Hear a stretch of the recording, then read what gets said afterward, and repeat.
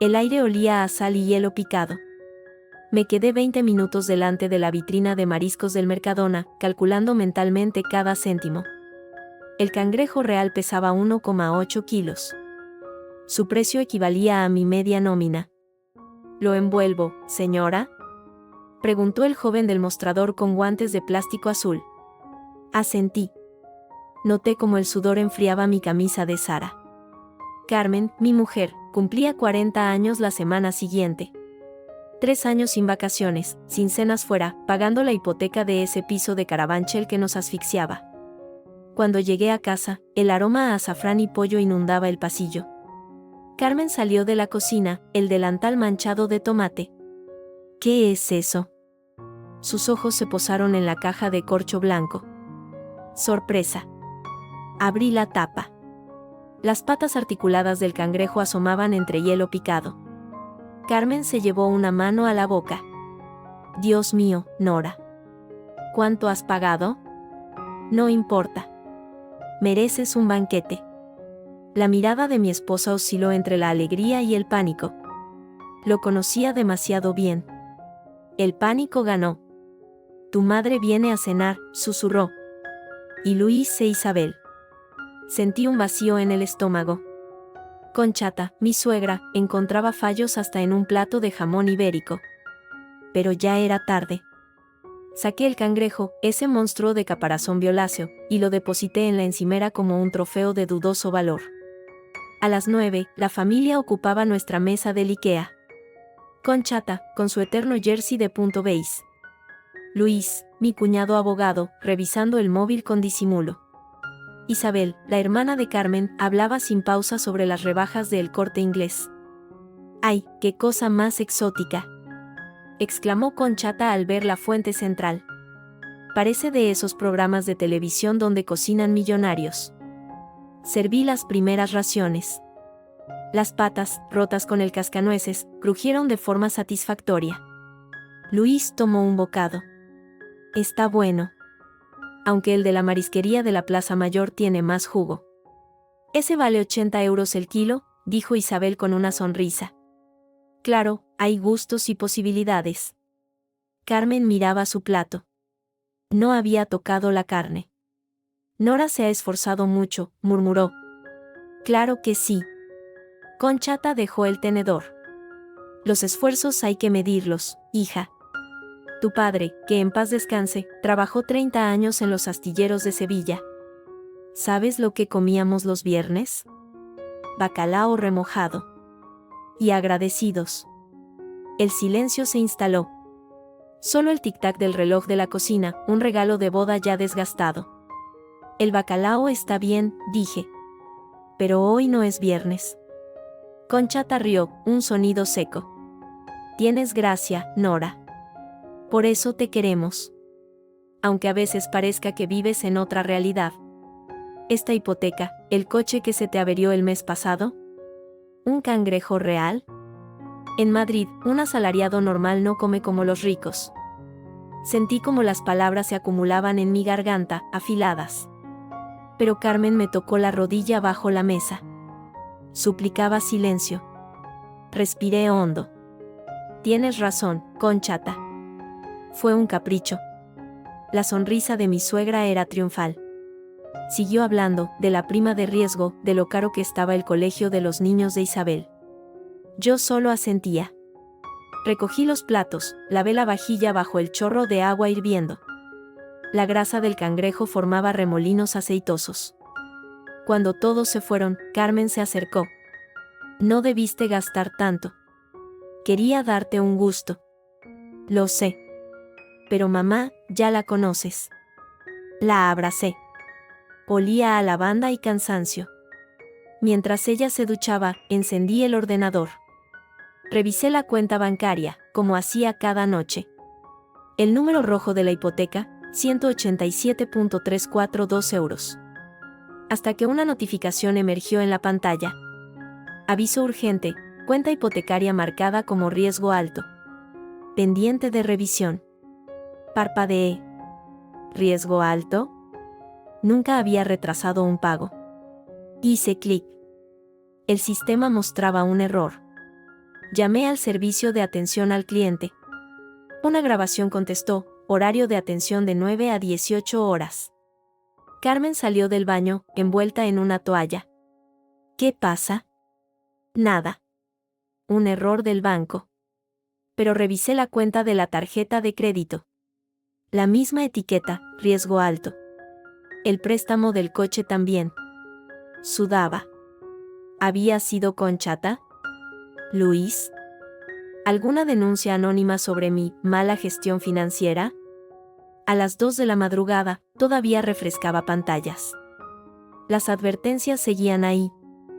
Finalmente, me dormí en el sofá. Soñé con cangrejos gigantes que me perseguían por un pasillo infinito, sus pinzas haciendo clic contra el suelo de mármol, como el sonido de un tecleo furioso. El almacén de Sara en Getafe olía a tela nueva y desesperación. El rumor llevaba circulando desde el lunes, susurrado entre estanterías metálicas y el zumbido de las carretillas elevadoras. Reestructuración, decían. Recorte de personal. Pero la palabra que todos temían era otra, ERE. Pablo, mi compañero de la zona de clasificación, se acercó mientras escaneaba cajas de camisas. Oye, Nora. ¿Has hablado con el sindicato? No. ¿Por? Han llamado a 3 de logística.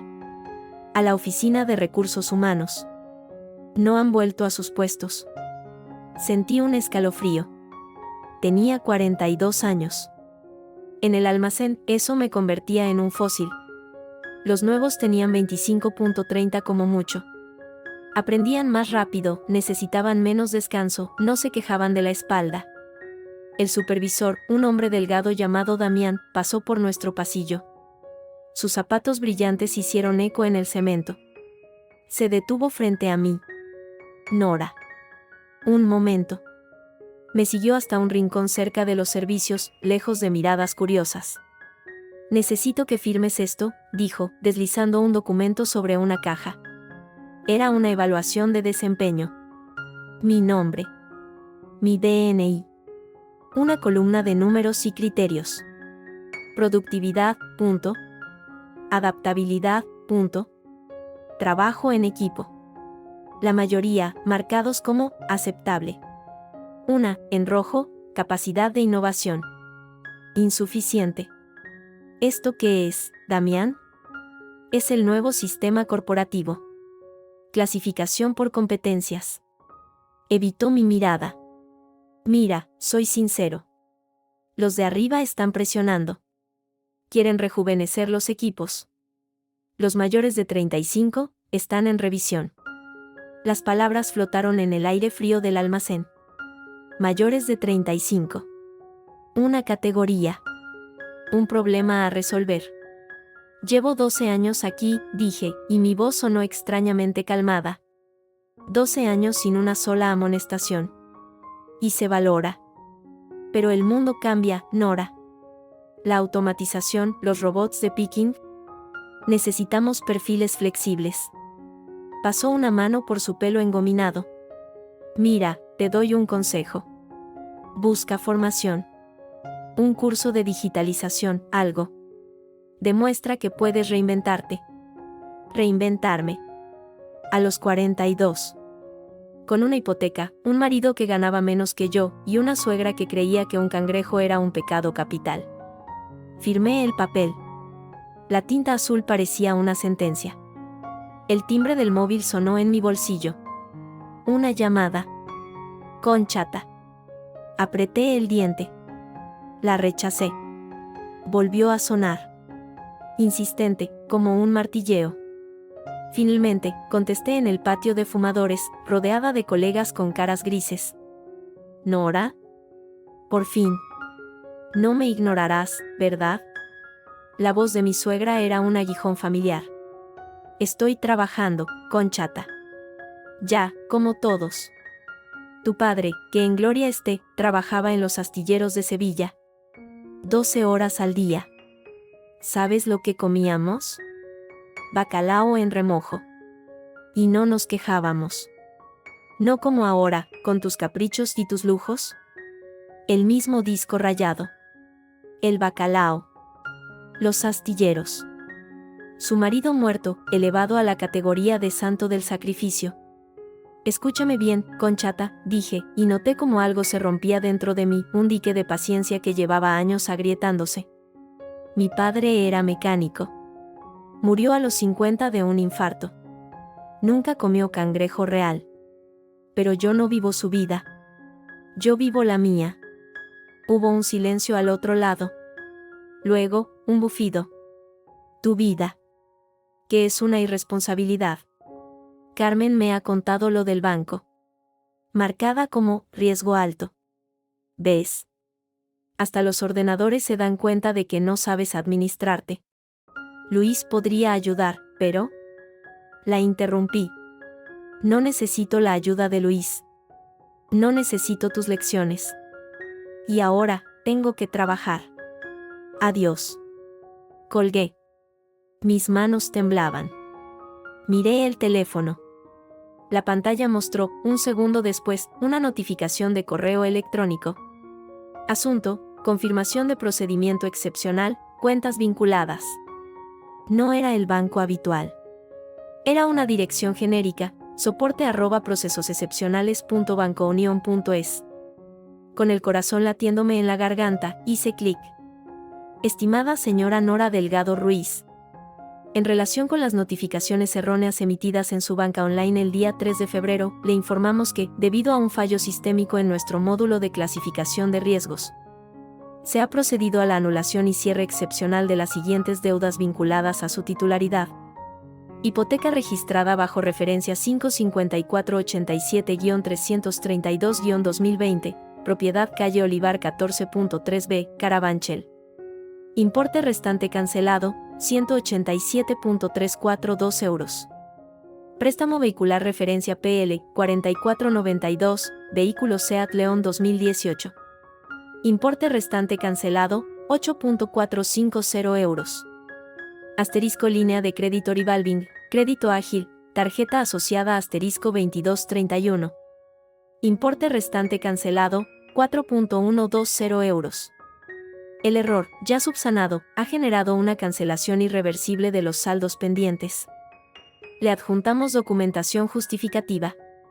Rogamos disculpe las molestias. Atentamente. Departamento de Soluciones Sistémicas. Banco Unión. Leí el correo. Luego, otra vez. Y una más. Las letras bailaban. Cancelación irreversible. Saldo pendiente, 0 euros. No podía ser. Era una broma. Un phishing. Algo. Entré en la app del banco, los dedos torpes. Inicié sesión. La pantalla de carga pareció durar una eternidad. Allí estaba. Resumen de cuentas. Cuenta hipoteca, 0 euros. Estado, cerrada. Préstamo coche, 0 euros. Estado, liquidado. Tarjeta crédito, límite disponible 4.500 euros. Deuda, 0 euros. Un sonido escapó de mi garganta. Algo entre un hipo y un grito ahogado. Pablo, que salía a fumarse un cigarro, me miró con preocupación. ¿Nora? ¿Te encuentras bien? Estás blanca como el papel. No podía hablar. Le mostré la pantalla del móvil. Él entrecerró los ojos, leyó. Sus cejas se dispararon. Hostias. ¿Esto es real? No lo sé, susurré. Dice que es un error. Un fallo. Un fallo a tu favor. Pablo bajó la voz, mirando a su alrededor. Mira, esto es el gordo. El gordo sin tener que comprar décimo. ¿Lo entiendes? Eres libre. Libre. La palabra resonó, enorme y aterradora. Libre de la hipoteca que nos estrangulaba mes a mes. Libre de la cuota del coche. Libre de la tarjeta que usábamos para los gastos de la comunidad o el dentista. Pero luego, la otra parte del cerebro, la práctica, la que había sobrevivido a décadas de ajustes, habló: nada es gratis. Vendrán a por ello. Es un error.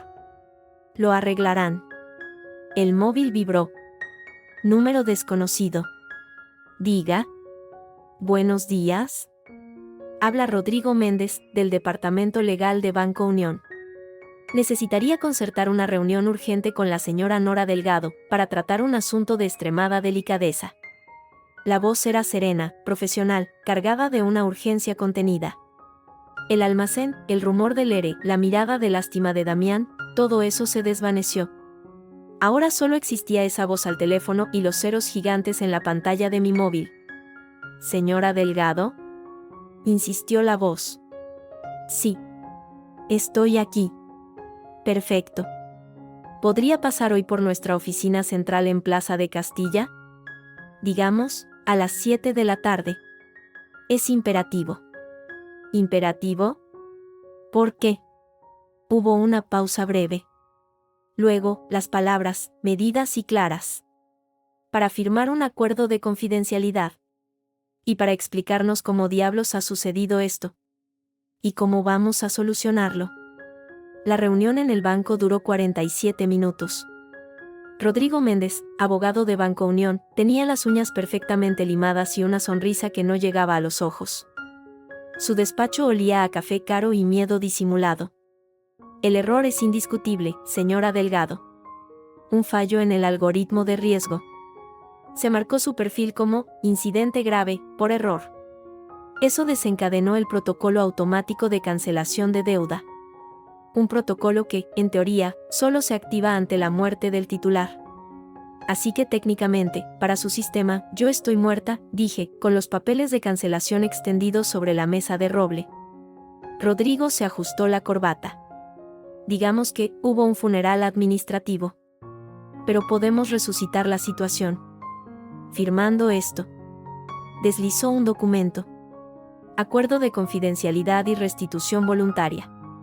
Las letras bailaban. Básicamente, yo reconocía el error, devolvía los títulos de propiedad liberados, y el banco me otorgaba una línea de crédito especial preferente para rehipotecarme en las mismas condiciones. A cambio, 5.000 euros en metálico. Y mi silencio absoluto. Si no firma, continuó Rodrigo, bajando la voz, el banco se verá obligado a iniciar acciones legales por enriquecimiento injusto. Un proceso largo, caro. Y perderá. Los tribunales siempre respaldan los contratos. Su hipoteca sigue siendo válida en esencia. Miraba los papeles. 187.342 euros de libertad. Contra 5.000 y una soga idéntica a la anterior. Necesito pensarlo. No hay mucho que pensar, señora Delgado. Es una oferta generosa, dados los inconvenientes causados. 2 días, dije, levantándome. O denúncienme ahora mismo. Rodrigo parpadeó, sorprendido por el tono. Asintió, con la sonrisa tensa. Salí a la Plaza de Castilla. El viento cortaba como un cuchillo. No fui a casa. Fui a un locutorio, compré un móvil prepago. Llamé a Pablo. Necesito un favor. Información sobre locales. Baratos. Con licencia de restaurante ya activa. ¿Estás pensando lo que creo? Su voz sonó emocionada. Estoy pensando en no firmar nada, dije, y colgué. Carmen estaba llorando cuando llegué. Sentada en el sofá, con un pañuelo arrugado en la mano. Al lado, Luis, mi cuñado, con una carpeta de piel sobre las rodillas. Su expresión era de lástima profesional. Nora, dijo Carmen, con voz rota. Luis ha intentado registrarla, la hipoteca. En el registro de la propiedad. No aparece. La casa, técnicamente no tiene gravamen. Pero tampoco aparece como totalmente tuya. Es un limbo legal. Luis asintió, grave. He hablado con el registrador. El proceso automático del banco canceló la carga, pero no reinstauró el dominio pleno. Necesitan la firma del banco para regularizarlo. Mientras, este piso no se puede vender, hipotecar, ni heredar correctamente. Es un problema muy serio. Un problema, repetí, dejando el abrigo sobre una silla. Es un desastre. Carmen se levantó. Luis dice que el banco puede demandarnos. O peor, que al no haber propietario claro, la administración podría. ¿Podría qué? ¿Echarnos? Pregunté, mirando a Luis. Él se aclaró la garganta. Es un escenario extremo, pero en un procedimiento de adjudicación por vacío de titularidad. Sonó el timbre. Conchata entró sin esperar, seguida de Isabel. Mi suegra llevaba el mismo jersey beige. Su mirada me recorrió de arriba a abajo, como si evaluara un mueble defectuoso. Así que aquí está la causante de todo, dijo, instalándose en el mejor sillón. Luis me ha explicado tu pequeña travesura bancaria. Jugar a ser rica cuando no lo eres siempre trae consecuencias, Nora. El aire se espesó. Carmen miraba al suelo. Luis estudiaba sus uñas. No es una travesura, Conchata. Es un error. Del banco. Y tú, en lugar de solucionarlo como una persona sensible, amenazas. Isabel cruzó los brazos. Rodrigo Méndez es amigo de Luis. Nos ha contado todo. Les ofrecen una solución y tú la rechazas. Por orgullo. Por esa testarudez tuya que... Me acerqué al aparador. Abrí un cajón. Saqué un pequeño grabador de voz digital, de los que usaba para tomar notas en el almacén. Lo conecté al altavoz Bluetooth del salón. ¿Qué es eso?, preguntó Conchata, con desdén. Una colección, dije, y pulsé play. La primera grabación salió un poco distorsionada, pero la voz era inconfundible. Era de la cena de Navidad del año pasado. Claro, con lo que gana Nora en el almacén, más vale que Carmen controle los gastos. Las mujeres ambiciosas sin educación son una carga, hija. Mira a tu hermana Isabel, con su carrera. Eso sí es una mujer de provecho. Voz de Conchata. Carmen palideció. Isabel abrió la boca, pero no salió sonido. Pulsé siguiente. Era de hace 6 meses, en el teléfono. ¿Compraste ese sofá nuevo? Parece de mercadillo. Nora. Es que el gusto no se compra, nace con una. Vosotros nunca vais a salir de ese barrio, os falta ambición.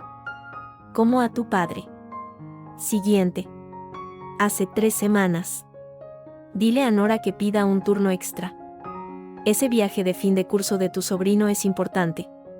Total, ella está acostumbrada al trabajo duro, no tiene tus manos delicadas, Carmen. Las grabaciones seguían. Fragmentos de 3 años. Desprecios disfrazados de consejos. Críticas a mi trabajo, a mi familia, a mi forma de vestir, de hablar. La pequeña tortura constante de una suegra que nunca creyó que su hija debía haberse casado con una mujer, y menos con una obrera. El salón estaba en silencio absoluto cuando paré el dispositivo. Conchata estaba lívida. Sus manos temblaban sobre el bolso. ¿Cómo te atreves?, consiguió decir, con un hilo de voz. Me atrevo porque estoy harta, dije, y mi voz sonó clara, fría, como si perteneciera a otra persona. Harta de tus comentarios. Harta de que Luis mire por encima del hombro. Harta de que Carmen baje la cabeza cada vez que abres la boca. Esta casa, hasta ayer, era mi prisión. Pero ahora mismo legalmente es tierra de nadie. Y si me apuras, prefiero verla quemada antes de volver a pedirte perdón por existir. Luis se levantó, abogado otra vez. Esto es inadmisible, Nora. ¿Esas grabaciones son? ¿Son qué, Luis? La verdad. Tú estabas ahí. Escuchando. Y nunca dijiste nada. ¿Por qué te convenía? El abogado de la familia, el sensato. Mientras tu madre destrozaba la autoestima de tu hermana cada día. Carmen me miraba. Había lágrimas en sus ojos, pero no de tristeza. De algo más parecido al shock. Nora, ¿por qué nunca me enseñaste? Porque no quería hacerte daño. Porque pensé que aguantando, las cosas mejorarían. Pero no mejoran, Carmen. Empeoran. El móvil nuevo, el prepago, vibró en mi bolsillo. Un mensaje de Pablo, encontrado. El sabor del mar, en Embajadores. Cierra por jubilación. Dueño desesperado. Precio, una ganga. ¿Vemos mañana? Respondí, sí. 10 de la mañana. Miré a mi familia política, congelada en el salón de una casa que ya no era totalmente mía. Tienen que irse, dije. Esta es la casa de mi hija. Chilló Conchata. Es una casa con un problema legal. Y hasta que no se solucione, yo tomo las decisiones. Salgan. Luis agarró a Conchata del brazo. Isabel, muda de rabia, los siguió. La puerta se cerró con un golpe seco. Carmen se derrumbó en el sofá. ¿Y ahora qué, Nora? ¿Ahora qué hacemos? Me senté a su lado. Le tomé la mano. Estaba helada. Ahora vamos a ver un local para un restaurante. Ella me miró como si hubiera hablado en chino. ¿Qué? Un restaurante. De marisco. Pablo y yo. Él tiene experiencia en cocina. Yo tengo una hipoteca cancelada. O al menos, el dinero que no voy a pagar este mes. ¿Estás loca? El banco va a demandarte. Mi familia va a... Tu familia ya lo ha hecho, la interrumpí suavemente. Durante años. Yo solo les he enseñado la grabación. El timbre sonó de nuevo, insistentemente. Carmen se sobresaltó. Miré por la mirilla. Era Sofía, la hermana pequeña de Carmen, la que estudiaba Derecho. No vivía en Madrid. Había venido desde Valencia. Abrí. Sofía entró, sin aliento, con una maleta pequeña. He cogido el ave en cuanto mamá me ha llamado, dijo, mirándome con una mezcla de curiosidad y temor. Nora, esto es una locura. Luis está recopilando documentos. Hablan de una demanda por daños morales. Por las grabaciones.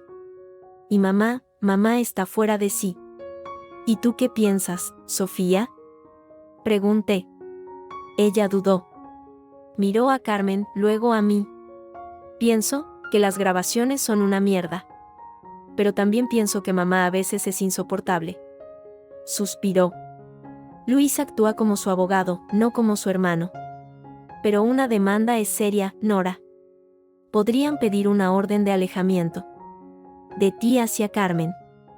El mundo se detuvo por un segundo. Una orden de alejamiento. Que me impidiera acercarme a mi propia mujer. No llegarán a eso, dije, con más seguridad de la que sentía. Podrían. Si demuestran que eres una influencia inestable. Lo del banco, las deudas canceladas de golpe, lo pintan como un episodio de irresponsabilidad financiera aguda. Y tus grabaciones, como acoso. Carmen gimió. No. Eso no. Es la narrativa que están construyendo, dijo Sofía, con pesar. Te lo advierto, Nora. Como hermana de Carmen. No como abogada de la familia. Huye de esa reunión con el banco. No firmes nada sin tu propio abogado. Y por el amor de Dios, borra esas grabaciones. Sonó el móvil de Carmen. Era Conchata. Ella lo miró, aterrorizada. Lo rechazó. Mi móvil personal vibró. Rodrigo Méndez, del banco. Un mensaje, señora Delgado. Mañana a las 9 de la mañana en mi despacho. Con su abogado, si lo desea. Es la última oferta. Después, procederemos. Apagué el teléfono. Mañana a las 10 tengo una cita para ver un local, le dije a Carmen, como si no hubiera oído nada más. Ven conmigo. Ella me miró, con los ojos llenos de lágrimas y un miedo antiguo. Pero asintió. Un movimiento pequeño, casi imperceptible. Sofía sacudió la cabeza. Estás cavando tu propia tumba, Nora. Y la de Carmen. Mi tumba ya estaba cavada, respondí, recogiendo el abrigo. Solo estoy intentando salir de ella. Y esa noche, mientras Carmen dormía inquieta a mi lado, yo estuve despierta, mirando al techo. Escuchando el eco de las palabras de Rodrigo, de Luis, de Conchata. Y, por primera vez, también escuché otra cosa, el débil, persistente sonido de mis propias ganas de pelear. El local olía a pescado rancio y desesperanza. El sabor del mar, en la calle Embajadores, era un rectángulo estrecho con paredes verde pálido, manchadas de humedad. El dueño, un gallego llamado Ramón con ojos apagados, contaba las monedas de un cajón. «Llevo 30 años aquí», dijo, sin mirarme. «Mi padre abrió esto. Pero el barrio cambia. Los alquileres suben. Los jóvenes quieren hamburguesas, no merluza. Mis pulmones ya no aguantan la freidora». Pablo caminaba por la cocina, tocando superficies pegajosas. Hizo un gesto de asco. «Necesita una limpieza a fondo. Y el extractor está obstruido». «Todo se vende como está», dijo Ramón. «Con la licencia de primera categoría. Eso vale dinero». Carmen estaba junto a la puerta, abrazándose a sí misma. No había dicho una palabra en todo el trayecto. «¿El precio?», pregunté. Ramón mencionó una cifra. Era, efectivamente, una ganga. Una ganga envenenada. Pero los fondos de la hipoteca fantasma pesaban en mi cuenta. El dinero que no pagaría este mes. Y el siguiente. Hasta que el banco actuara. «Necesitamos una respuesta hoy», dijo Ramón. «Otro viene a las 3. Un franchising de tapas congeladas». Miré a Pablo. Él asintió, casi imperceptiblemente. Miré a Carmen. Ella desvió la mirada. «Lo tomamos», dije. Firmamos un contrato de arras allí mismo, en la barra de zinc rayada. Ramón firmó con una caligrafía temblorosa. Al salir, me entregó las llaves. Pesaban más de lo que parecían. «¿Y ahora?», preguntó Pablo en la calle. «Ahora, limpiar. Y tú, buscar proveedores. De lo más fresco. Galicia. Huelva. Lo que sea, pero fresco. Con el presupuesto que tenemos. Busca. Negocia». Carmen finalmente habló. «Nora, esto es una locura. No sabemos nada de restaurantes». «Pablo sí. Y yo sé trabajar. Y tú sabes organizar, llevar cuentas. Pero es que nos van a demandar. Luis me ha llamado 6 veces. Sofía dice que mamá ha ido a un notario. Están hablando de incapacidad por tu conducta errática financiera». El aire frío de febrero me golpeó la cara. «¿Incapacidad? ¿Para qué?». Para que un juez nombre a Luis administrador de tus bienes. De nuestros bienes. Porque tus decisiones demuestran un grave riesgo patrimonial». Reí. Un sonido seco, amargo. Así que ahora soy una demente. Por no firmar un papel que me devuelve a la miseria. Para ellos tiene sentido. Carmen casi gritó. «Cancelas deudas mágicamente, gastas en un local ruinoso. Parece la conducta de alguien en crisis». La agarré de los hombros, con suavidad. «Carmen. Escúchame. Es nuestra única salida. Si el banco me gana, volvemos al principio, pero con una mancha crediticia. Si tu familia gana, me declaran incapaz y tú vives bajo el ala de Luis y Conchata para siempre. Esto», señalé el local mugriento, «esto es un campo de batalla. Y es el único que tenemos». Sus ojos se llenaron de lágrimas. Pero no las dejó caer. «Tengo miedo, Nora». Yo también. La limpieza fue una guerra. 3 días de lejía, desatascador y sudor. Pablo consiguió un par de estudiantes que trabajaron por un sueldo mísero y todas las raciones de tortilla que pudieran comer. Yo raspaba la grasa solidificada de las paredes de la cocina. Las manos me sangraban por los productos químicos. El 4.º día, Conchata apareció. No vino sola. Trajo a 2 mujeres de su grupo de oración de la parroquia de San Isidro. Las 3 vestidas con abrigos discretos, carteras bien cerradas. «Buenos días», dijo Conchata, con una sonrisa que no era sonrisa. «Vine a ver tu nuevo proyecto». Se paseó por el local, que olía intensamente a lejía y esperanza. Sus amigas murmuraron algo sobre el valor de la iniciativa. «¿En qué podemos ayudarte, Conchata?», pregunté, apoyada en una fregona. «Pensamos que, dado tu apuro financiero, podríamos ofrecerte trabajo. A ti y a Carmen». Hablaba alto, para que todos oyeran. La señora García, aquí presente, necesita una limpiadora en su casa de La Moraleja. 3 horas al día. Y la señora Jiménez busca una acompañante para su madre anciana. Son trabajos dignos. Estables. El insulto era tan elaborado, tan envuelto en caridad cristiana, que por un segundo me quedé sin aire. Pablo, que estaba subido a una escalera cambiando bombillas, se quedó inmóvil. Mi mujer y yo no buscamos trabajo como servicio doméstico, dije, con una calma que me sorprendió. Oh, no es servicio. Es una oportunidad, dijo la señora García, con lástima en la voz. Con lo que está pasando, y con las deudas que deben tener, la caridad es una virtud. Por parte de quien da, y de quien recibe. Carmen salió de la trastienda, donde clasificaba vajilla. Tenía la cara manchada de polvo. Mamá. Por favor. Vete. Vete. Si vengo a ayudar.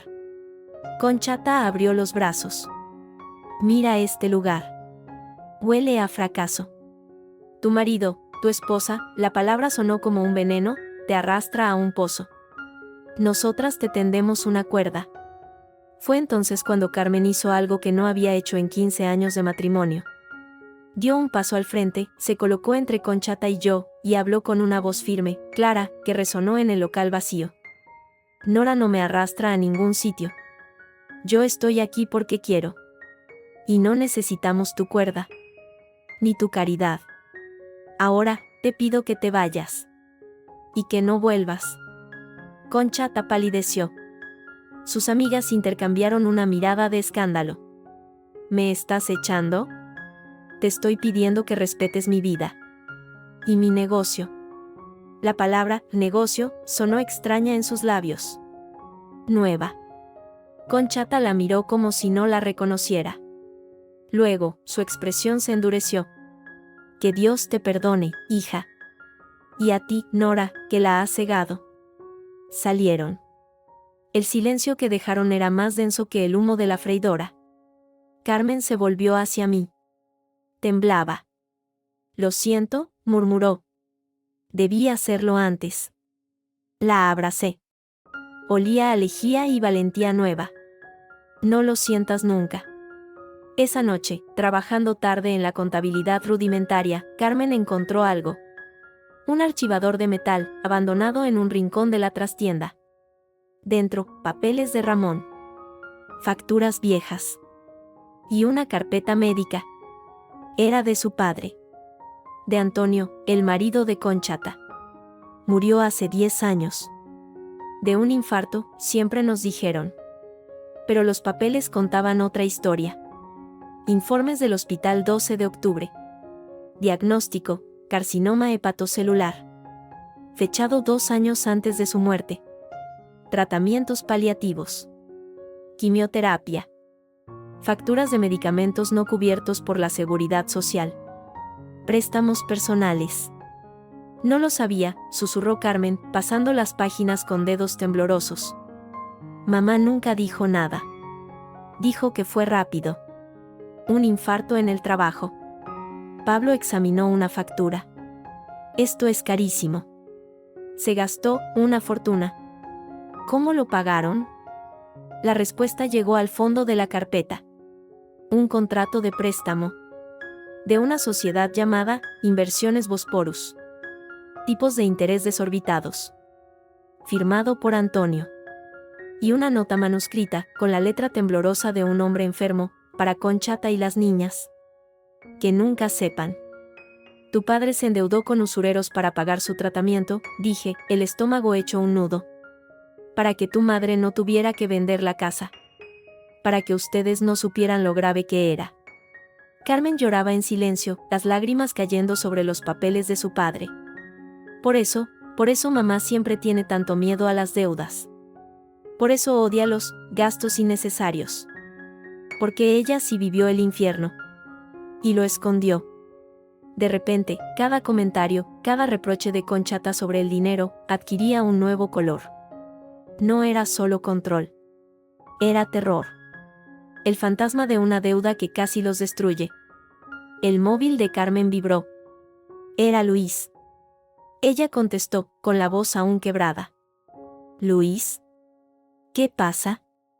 Su cara se descompuso mientras escuchaba. ¿Qué? ¿Cuándo? No puedes. Luis, es nuestra madre. Está bien. Voy. Colgó.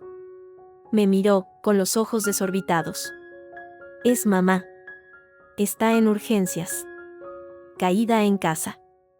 Luis dice que fue después de una discusión contigo. Que le subiste la voz, la amenazaste. Y que tiene un testigo. ¿Un testigo? ¿Quién? La señora García. La de la moraleja. Dice que oyó cómo le gritabas que ojalá se muriera. El suelo pareció inclinarse. Era una trampa. Bien orquestada. Yo no. Lo sé. Carmen gritó, desesperada. Pero Luis lo va a usar.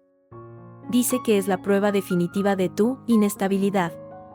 Va a pedir la orden de alejamiento mañana mismo. Y la demanda por los daños morales de mamá. Pablo maldijo en voz baja. Tienes que irte, Nora. Ahora. Si viene la policía. ¿Irme? ¿A dónde? No a casa. Aquí tampoco. Carmen tomó una decisión rápida, desgarrada. Ve al hospital. A ver a mamá. Yo me quedo aquí. Hablaré con Luis. Intentaré. No, la interrumpí. Tú ve al hospital. Yo me quedo fuera. Nos miramos.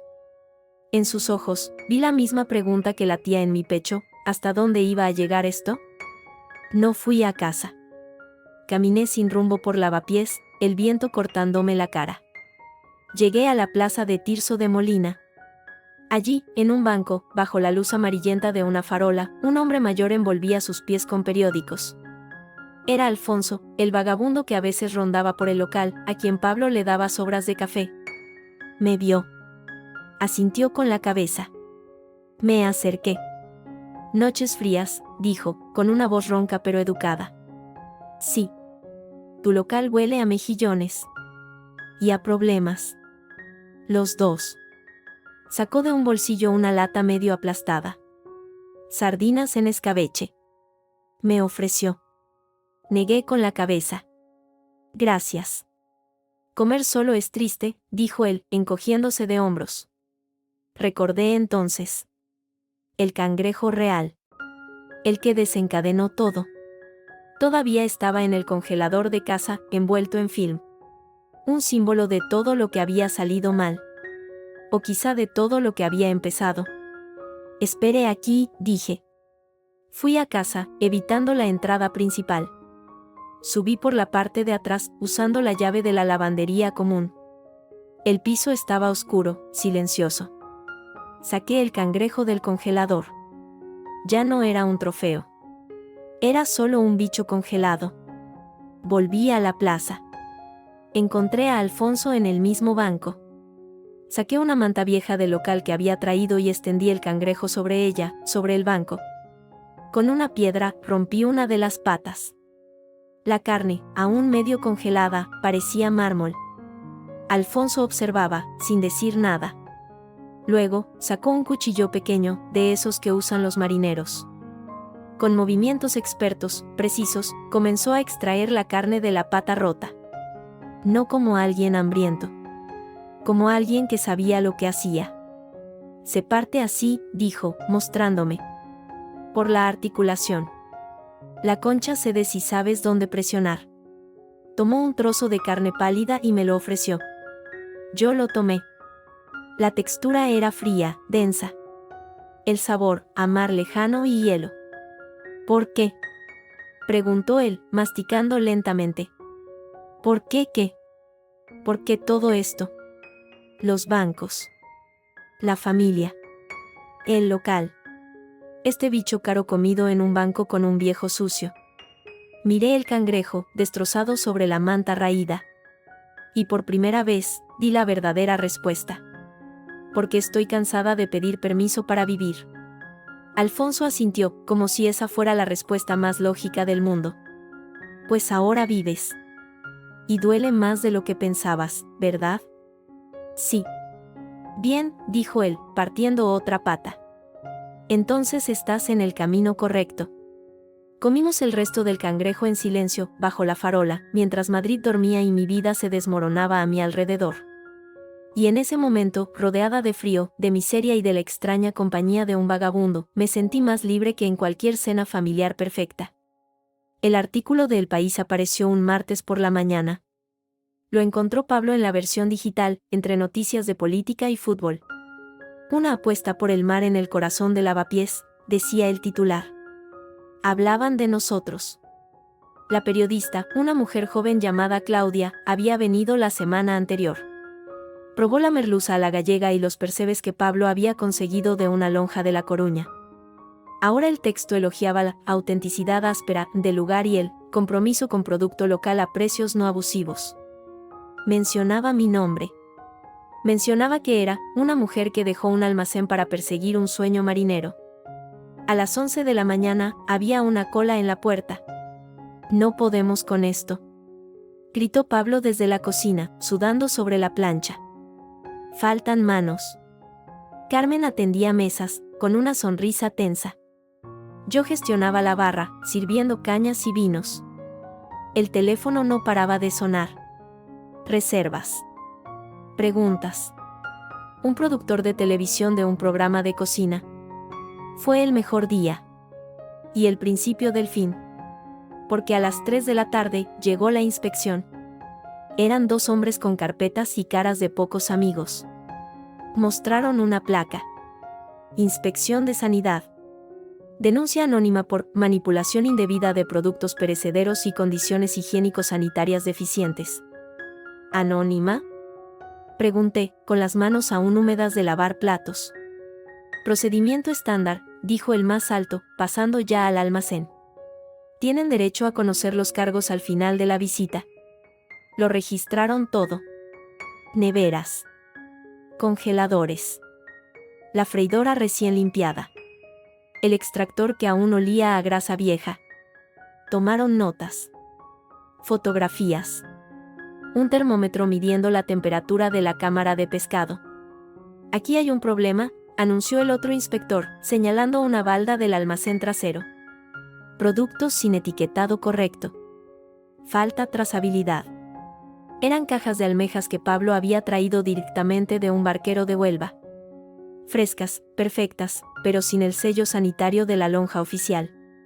Es que las compramos directamente, intentó explicar Pablo. Directamente no está permitido para establecimiento público, cortó el inspector. Debe ser a través de proveedor autorizado. Con factura y trazabilidad. Esto es una infracción grave. Saqué las facturas de todo lo demás. Gambas. Calamares. Pescado. Pero las almejas. Pablo había pagado en efectivo al barquero, para ahorrar. No había factura.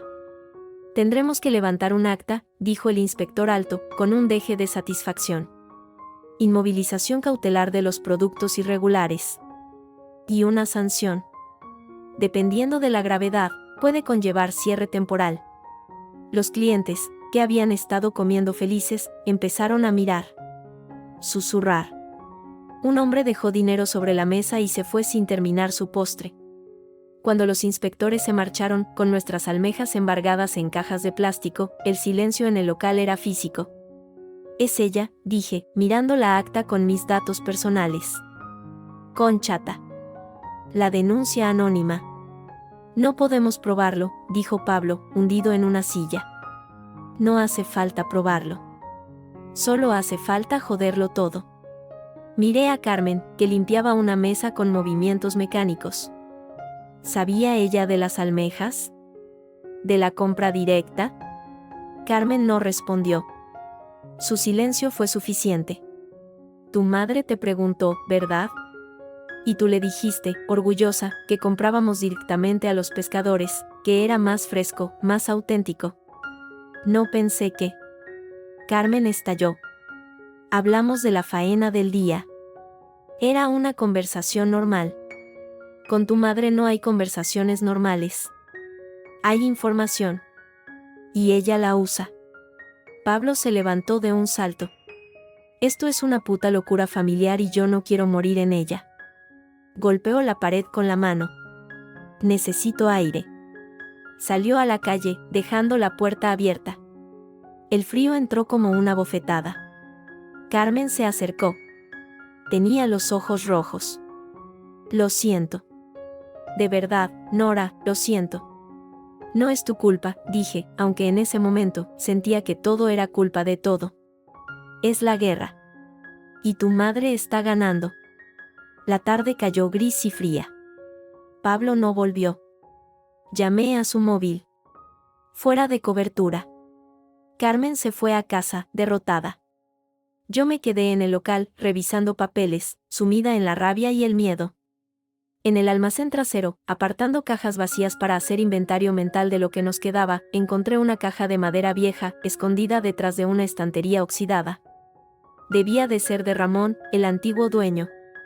Nadie la había tocado en la limpieza. La abrí. Contenía papeles amarillentos, fotos borrosas de un barco pesquero, y un reloj de bolsillo. De plata, con un grabado desgastado. Lo abrí.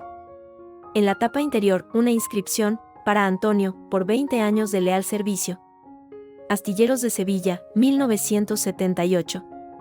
El reloj del padre de Carmen. Del padre que murió de cáncer, no de infarto. ¿Qué hacía aquí, escondido en este local de mala muerte? Debajo del reloj, más papeles. Facturas de medicamentos. Y un contrato. No el que ya habíamos visto. Otro. Más reciente. De y gestión de activos Bosporus. Una empresa de recuperación de créditos. Firmado por Conchata. Hace solo 3 años. Era un acuerdo de pago. Por la deuda de su marido, Antonio. Una deuda que supuestamente murió con él. Pero aquí estaba, traspasada a la viuda. Con unos intereses monstruosos. Y como garantía, el reloj. Y algo más. Un seguro de vida sobre Carmen. Tomado por Conchata cuando Carmen cumplió los 18 años. Me senté en el suelo frío, con los papeles temblando en mis manos.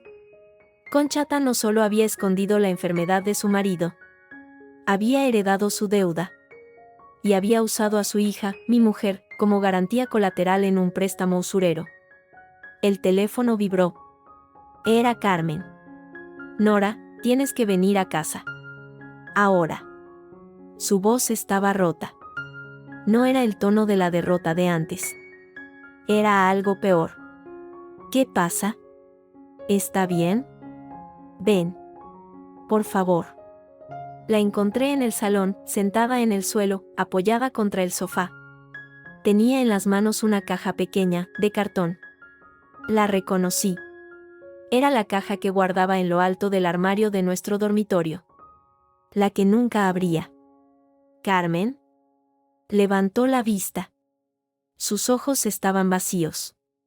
Tienes que ver esto, dijo, con voz plana. Y después puedes odiarme. O irte. Lo que quieras. Me acerqué. En la caja había un osito de peluche minúsculo, de color azul desvaído. Y debajo, un papel médico, doblado muchas veces. Un informe de urgencias del hospital clínico. Fechado hace 5 años. Paciente, Carmen Delgado Ruiz. Edad, 34. Motivo de ingreso, aborto espontáneo incompleto. Intervención, legrado uterino. Observaciones, paciente indica no contactar a familiares. Alta voluntaria. El aire desapareció de mis pulmones. ¿Por qué? Logré decir. ¿Por qué no me lo dijiste? Carmen empezó a temblar. Fue justo después de que compramos el piso. Con la hipoteca. Tú trabajabas turnos dobles en el almacén. Yo tenía ese trabajo temporal en la tienda de ropa. Llegaba a casa muerta. Y un día, empezó el dolor. Y la sangre. Fui sola al hospital. Me dijeron que era común. Que no había por qué preocuparse. Pero cuando me desperté después del legrado, solo pensé en el dinero. En la baja médica que no tenía. en la hipoteca que no podíamos pagar si tú tenías que cuidarme. En la cara de mi madre si se enteraba de que no había podido. Dejó la frase en el aire. La terminé yo, con el corazón hecho añicos. De que no habías podido llevar un embarazo a término. Asintió, llorando en silencio. Así que lo escondí. Dije que era una gastroenteritis. Te pedí que no faltaras al trabajo. Y lo enterré aquí. Señaló la caja. Porque tenía miedo. Miedo a defraudaros. A ti, que tanto querías una familia. A ella, que siempre dijo que lo único que valía la pena en una mujer era ser madre. Y al banco, que nos quitaría la casa si fallaba un solo pago. La abracé. Ella se dejó hacer, rígida al principio, luego derrumbándose contra mí. Nunca te habría echado en cara nada, Carmen. Nunca. Lo sé. Pero el miedo no es lógico. Por eso entendí cuando encontraste los papeles de papá. El miedo de mamá. Es el mismo. El miedo a que todo se desmorone por una factura sin pagar. Por eso ella ataca. Porque está aterrada. Y aterroriza. Nos quedamos abrazadas en el suelo, mientras la noche caía sobre Madrid y sobre los secretos que ya no pesaban solo en un armario, sino entre nosotras. El timbre sonó. Insistente. Era Pablo. Parecía haber envejecido 10 años. Tenemos que hablar, dijo, sin saludar. Dentro. En la cocina, bajo la luz fluorescente, sacó una libreta de cuentas. La que usábamos para gestionar el flujo de caja del restaurante. Falta dinero, dijo, sin rodeos. Del pago a proveedores de la semana pasada. 3.000 euros. ¿Robo? No. Desvío. Yo lo cogí. El silencio que siguió fue tan denso que podía tocarse. ¿Por qué? Pregunté, pero ya lo sabía. Tengo deudas. De antes. Del juego. Pensé que con el éxito, que podría reponerlo rápido. Pero ahora, con la multa de sanidad, con la posible clausura, no podré.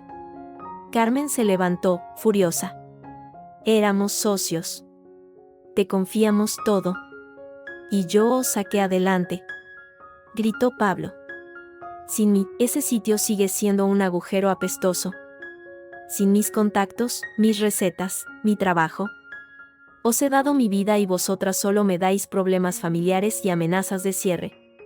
Así que lo nuestro son problemas familiares, dije, con una calma que me aterrorizaba. Y tú tienes derecho a robarnos porque cocinas bien. No es robo. Es un adelanto. De mis ganancias futuras. No hay ganancias futuras si la administración nos cierra, señalé. Y no hay adelanto sin acuerdo. Es apropiación indebida. Podemos denunciarte. Pablo palideció. Luego, su expresión se endureció. Denunciadme. Y yo les cuento a los inspectores de sanidad que las almejas sin factura fueron idea tuya. Para ahorrar. Y les cuento a los del banco que sabías del error en tu hipoteca y lo explotaste. Y les cuento a todos los periódicos que la heroína del barrio de Lavapiés es una estafadora con una familia disfuncional. Se hizo un silencio mortal. Él tenía las cartas. Y las iba a jugar. ¿Qué quieres? Preguntó Carmen, con voz cansada. Quiero salir. Mi parte de lo invertido. En efectivo. Ahora. Y un documento de confidencialidad. Que nunca hablaréis de mis deudas ni de este dinero. Os dejo el local. El nombre. Todo. Yo me largo. No tenemos ese dinero, dije. Entonces conseguidlo. En 48 horas. O empiezo a hacer llamadas. Salió, dejando la puerta abierta. El frío de la noche entró, limpiando el olor a amenaza y traición. Carmen me miró. ¿Ahora qué? Miré la caja en el suelo, con el osito azul y los papeles del hospital. Miré los documentos de la deuda de Conchata. Miré la libreta de cuentas con el hueco de 3.000 euros.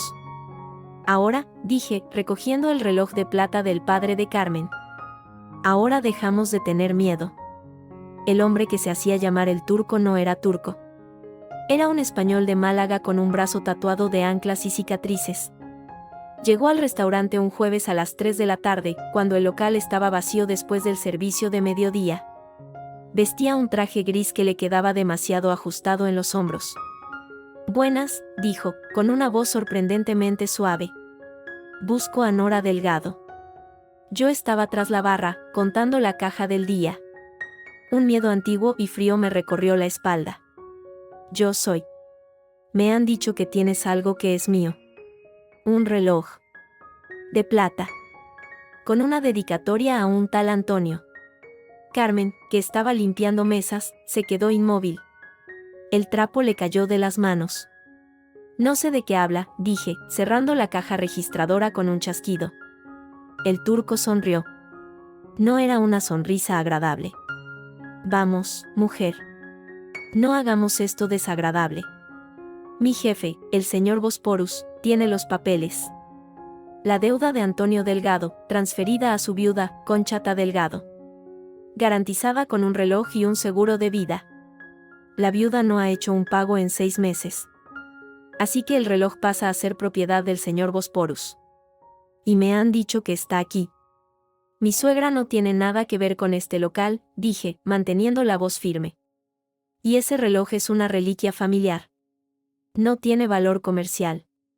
Todo tiene valor, guapa. El sentimiento también. Para la familia. Para el recuerdo». Se acercó un paso más. Olía a colonia barata y tabaco negro. «Mira, no quiero problemas. Dame el reloj y me voy. Es un trato sencillo. ¿Y si no se lo doy?». Su sonrisa desapareció. «Entonces tendré que explicarle al señor Bosporus que la hija de Antonio, la que tiene el seguro de vida, es tu mujer. Y que ustedes tienen un negocio nuevo, con buena prensa. Un negocio que vale más que un reloj viejo». La amenaza flotó en el aire, clara y viscosa. Carmen dio un paso adelante. «Ese reloj era de mi padre», dijo, su voz temblando solo un poco. «Y la deuda de mi madre no es nuestra. La sangre paga, cariño. Siempre. Las deudas son como las medusas. Te pegan un tentáculo y no te sueltan». Sacó un teléfono. «¿Lo traes o llamo a mis socios? Podemos empezar con una inspección de Hacienda. Luego, una visita de los bomberos para revisar la instalación eléctrica. Luego, una plaga de ratas que, curiosamente, solo afecte a este local. Uno por uno. Hasta que no quede nada». Miré a Carmen. Su rostro era una máscara de pánico. Pensé en Pablo, desaparecido con nuestro dinero. En la multa de sanidad pendiente. En Luis, preparando papeles para demandarme. No podía con otra guerra.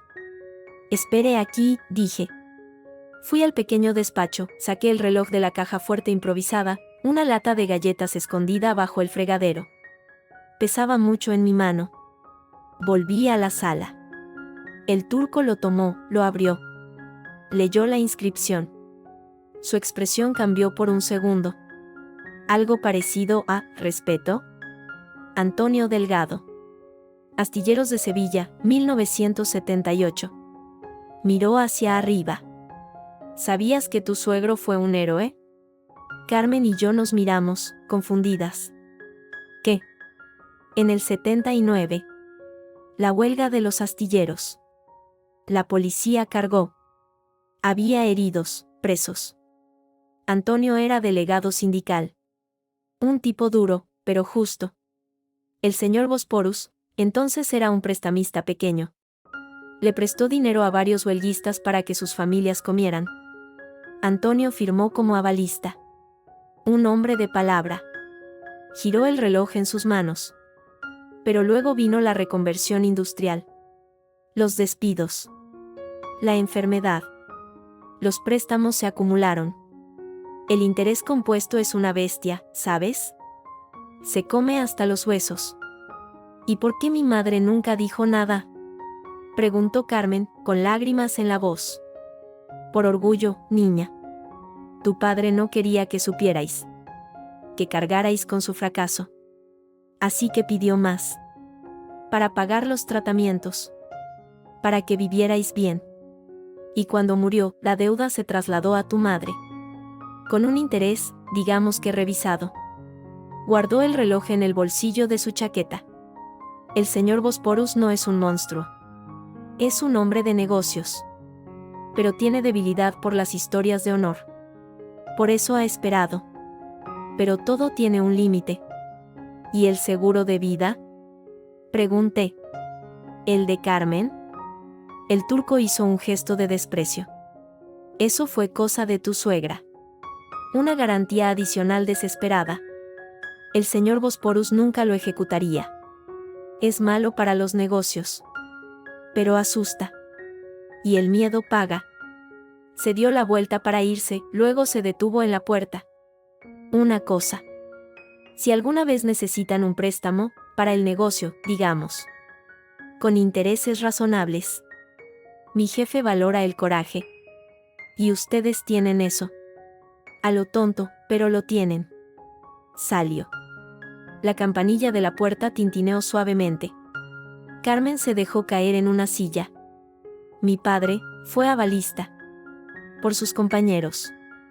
Y tu madre lo ha estado pagando, con su orgullo y su miedo, todos estos años. Nos miramos. En ese momento, no éramos dos mujeres contra el mundo. Éramos dos piezas de un rompecabezas familiar que empezaba, por fin, a mostrar una imagen.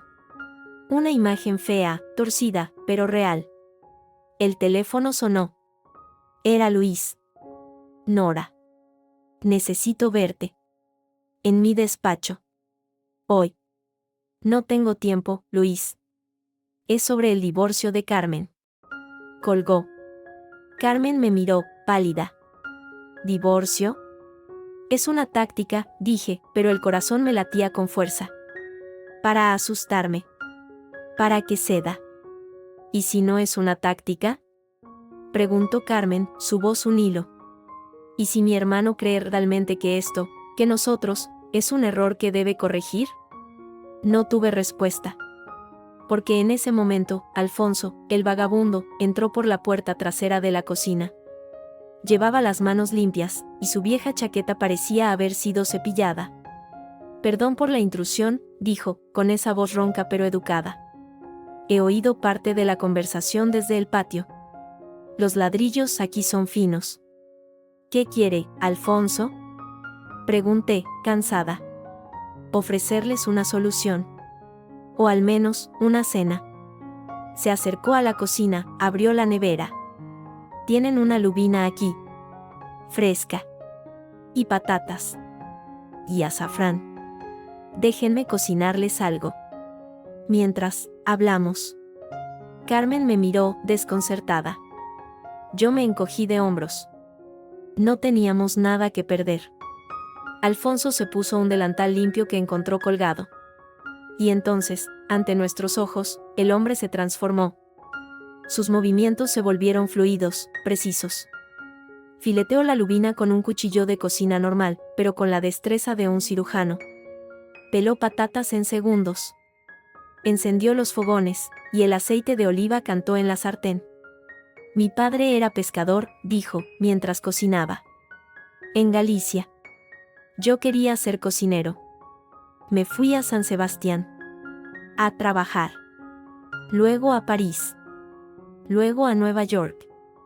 Salteó las patatas con ajo y perejil. Tuve un restaurante. 2 estrellas Michelin. Pero el prestigio es una droga cara.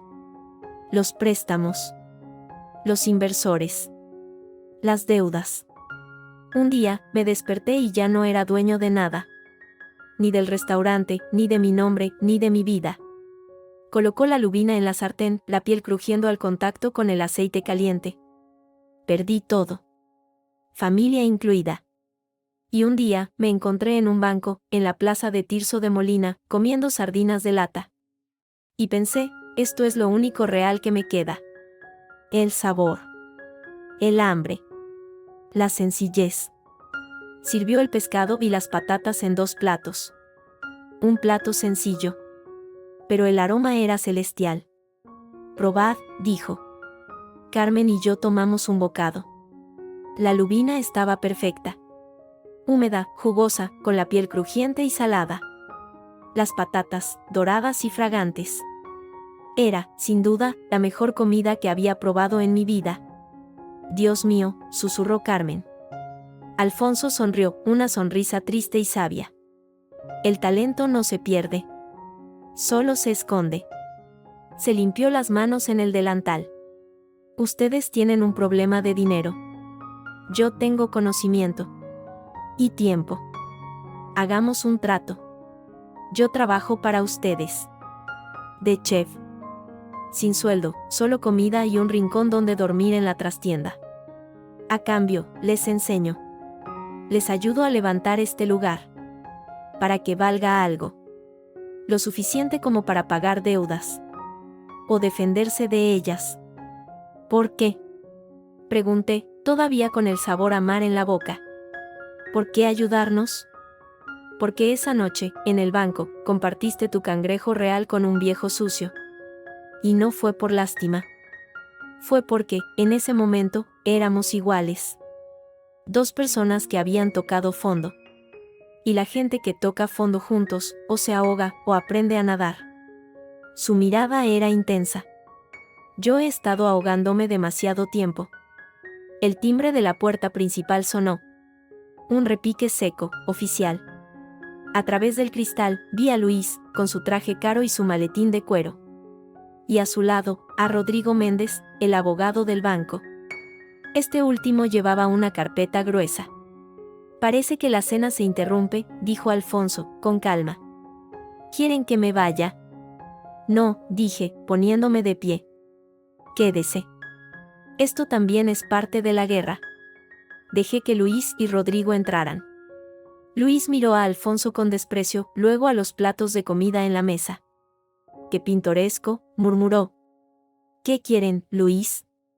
Pregunté, sin ofrecerles asiento. He venido a lo que te dije. Carmen y yo hemos hablado. Ella está de acuerdo. Quiere el divorcio. Miré a Carmen. Ella negó con la cabeza, lentamente, sus ojos llenos de horror. No es verdad, Nora. No. Tiene las pruebas de tu inestabilidad, la interrumpió Luis, colocando documentos sobre una mesa. Las grabaciones. El incidente del banco. El diagnóstico psicológico que mamá ha conseguido de un conocido, episodio maníaco, lo llaman. Y ahora, este lugar. Fracaso anunciado. Un juez te dará la custodia de nada. Ni del negocio, ni de los bienes comunes. No tenemos bienes comunes, dije. La casa está en un limbo legal. Precisamente. Y en un proceso de divorcio con acusaciones de incapacidad, un juez podría nombrar un administrador judicial para esos bienes. Que probablemente sería yo. La sonrisa de Luis era fría. Así que, en la práctica, este local, cualquier beneficio que saques, sería mío. Para gestionarlo en beneficio de Carmen, por supuesto. Sentí como el mundo se estrechaba a mi alrededor. Conchata y su arsenal de odio y miedo. El turco y sus deudas. Pablo y su traición. Y ahora Luis, con sus papeles y su ambición disfrazada de protección. Fue entonces cuando Rodrigo Méndez, el abogado del banco, tosió educadamente. Disculpen que interrumpa este emotivo momento familiar, dijo, abriendo su carpeta. Pero he venido aquí con una propuesta oficial de Banco Unión. Y, dada la situación, creo que es relevante. Todos lo miramos. El banco, continuó, ha decidido retirar cualquier acción legal contra la señora Delgado por el incidente de la cancelación de deuda. Luis se quedó boquiabierto. ¿Qué? Eso es imposible. Es enriquecimiento injusto. Un fallo del sistema. Un fallo del sistema que, tras revisión interna, hemos determinado que fue responsabilidad única y exclusiva del banco, dijo Rodrigo, con una sonrisa profesional. Además, la publicidad negativa de demandar a una pequeña emprendedora, una mujer que ha salido adelante contra viento y marea, no es buena para nuestra imagen corporativa. Sobre todo después de ese artículo tan favorable en El País. ¿Qué quiere decir? Pregunté, con el corazón latiendo fuerte. que el banco no solo retira su reclamación, sino que ofrece a la señora Delgado una línea de crédito especial para pequeñas empresas, con un interés preferente, para consolidar este establecimiento gastronómico, como gesto de buena fe, y para evitar cualquier malentendido futuro. Colocó un contrato sobre la mesa, junto a los papeles de divorcio de Luis. Es una oferta generosa, dijo Rodrigo, mirándome directamente. Le da capital para respirar, para hacer frente a otras deudas. Y le da solidez frente a cualquier intento de cuestionar su capacidad financiera. Comprendí. El banco no era mi amigo. Pero mi enemigo, la publicidad negativa, una demanda escandalosa, era peor para ellos. Preferían comprar mi silencio y mi estabilidad con un préstamo. Un préstamo que, por supuesto, tendría que devolver. Pero en mis términos. No en los de un sistema erróneo. Luis estaba lívido. Esto es una farsa. Un soborno. Es una solución empresarial, señor Delgado, dijo Rodrigo, con frialdad. Y le aconsejo que considere sus propias opciones legales con cuidado. Demandar a alguien que acaba de recibir un respaldo crediticio de un banco importante, no pinta bien ante un juez. Parecería, digamos, interés personal más que protección familiar. El aire en la habitación cambió. Luis perdió su ventaja. Lo vio en sus ojos. El cálculo rápido, el replanteamiento. Carmen, que había estado en silencio, habló. Luis. Vete. Y dile a mamá que deje de intentar destruir mi vida. Y la de Nora. O la próxima vez, no serán grabaciones lo que enseñe. Serán los papeles del préstamo de papá. Y del seguro de vida que puso a mi nombre. Todo el mundo merece conocer la historia completa, ¿no? Luis la miró como si no la reconociera. Luego, recogió sus papeles con movimientos bruscos. Te vas a arrepentir de esto, Carmen. Ella te va a arrastrar al barro contigo. El barro, dijo Carmen con una calma sorprendente, ya lo conozco.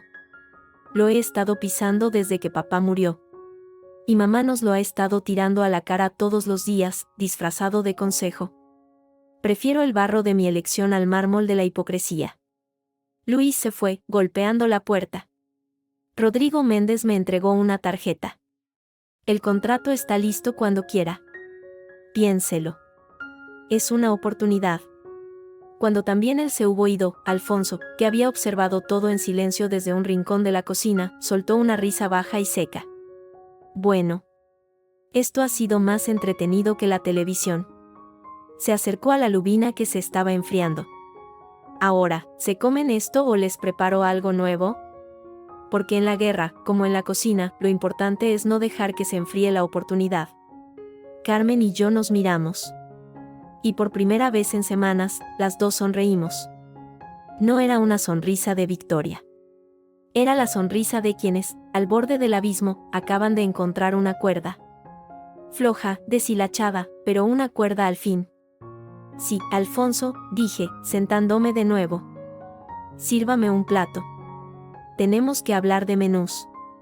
El hospital olía a desinfectante y miedo viejo. La habitación de Conchata era compartida, pero la cortina estaba corrida, creando un espacio íntimo de ruidos extraños, el pitido monótono de un monitor, la respiración ronca de la mujer del otro lado, el rumor de la televisión en el pasillo. Mi suegra estaba pálida contra las almohadas blancas. Un lado de su rostro parecía derretido, la comisura del labio caída. Sus ojos, siempre tan vivaces y críticos, ahora eran pozos opacos. Me vio entrar y un destello de algo, odio, sorpresa, cruzó por ellos. Intentó hablar, pero solo salió un sonido gutural, incomprensible. Carmen estaba sentada a su lado, sosteniéndole la mano. Al verme, su expresión fue una mezcla de alivio y angustia. El médico dice que es una isquemia transitoria, susurró. Un mini ictus. Podría recuperar la movilidad y el habla. ¿O no? Me acerqué a la cama. Llevaba en la mano la caja de madera que encontré en el restaurante. La coloqué sobre la mesita rodante, al lado del vaso de agua con pajita. Hola, Conchata, dije, y mi voz sonó ronca en el silencio de la habitación. Ella emitió otro sonido. Su mano buena, la derecha, se agitó sobre la sábana. «He traído algo tuyo», continué, abriendo la caja. «Oh, de Antonio». Saqué el reloj de plata. El grabado de los astilleros brilló bajo la luz fluorescente. Los ojos de Conchata se abrieron desmesuradamente. Un grito ahogado, una protesta muda, salió de su garganta. Su mano se estiró, temblorosa, hacia el reloj. «El turco vino», dije, colocando el reloj en su palma. Me contó una historia. Sobre una huelga. Sobre un naval. Sobre un hombre que pidió prestado para salvar a sus compañeros, y luego para salvarse a sí mismo. Las lágrimas comenzaron a surcar lentamente las mejillas arrugadas de Conchata. No eran lágrimas de rabia. Eran de dolor antiguo, guardado en silencio durante décadas. «¿Por qué nunca nos lo dijiste?», preguntó Carmen, su voz cargada de una pena que ya no era solo por su madre, sino por todos los años de secretos. «¿Por qué cargaste con esto sola?». Conchata cerró los ojos con fuerza. Luego, con un esfuerzo sobrehumano, levantó su mano buena y señaló, primero a Carmen, luego a la puerta, y finalmente a su propio corazón. Un gesto torpe, desesperado. «¿Para protegernos?», preguntó Carmen, llorando ahora sin disimulo. «¿Para que no supiéramos que papá no era el héroe invencible, sino un hombre asustado? ¿Y que tú no eras la vierva fuerte, sino una mujer aterrorizada por los usureros?». Conchata asintió. Una lágrima gruesa cayó sobre el reloj que sostenía. «Nos protegiste del dolor», dije, sentándome en el borde de la cama. «Y nos envenenaste con el miedo». Cada comentario sobre el dinero, cada reproche por un gasto, era tu propio pánico hablando. El pánico a que nosotros acabáramos como tú. Endeudados. Atrapados. Su mirada se encontró con la mía. Por primera vez, no vi desprecio. Vi reconocimiento. Y una profunda, agotadora vergüenza. «Luis», logró articular, con dificultad. «Luis no sabe». «Luis no necesita saber», dije. «No todo. Pero necesita dejar de atacarnos. El banco nos ha dado una línea de crédito, Conchata. Tenemos una oportunidad. Un chef con experiencia. Un local. Podemos pagar las deudas. Todas». Ella negó con la cabeza, agitada. Señaló el reloj, luego a mí, luego hizo un gesto de corte con la mano. «Sí», dije, entendiendo. «El turco. El señor Bosporus. ¿Quiere el reloj? ¿O el dinero?». Conchata cerró la mano alrededor del reloj, protegiéndolo. Un gesto posesivo, desesperado. «No», susurró Carmen, poniendo su mano sobre la de su madre. «No se lo daremos. Es lo último que te queda de él». Pero yo ya había pensado en eso. Saqué del bolso otro objeto, envuelto en un paño. Era una réplica. Había pasado la noche anterior en un taller de joyería del Rastro, con una foto del reloj. El Yoie, un hombre mayor con lupa, había trabajado hasta tarde. No era perfecto. El grabado era menos profundo, la plata no tan brillante. Pero a distancia, engañaba. «El señor Bosporus quiere un símbolo», dije, mostrando la réplica. «El símbolo de la deuda pagada. Le daremos este. Y le ofreceremos algo más». Conchata frunció el ceño, confundida. «Una inversión», expliqué. «En el restaurante. Con intereses, por supuesto. Pero legales. Limpios. En lugar de seguir persiguiendo una deuda vieja, puedes ser dueño de una parte de algo nuevo. Algo que podría valer algo». La idea me había llegado de madrugada, mientras Alfonso me explicaba cómo hacer una salsa romesco auténtica.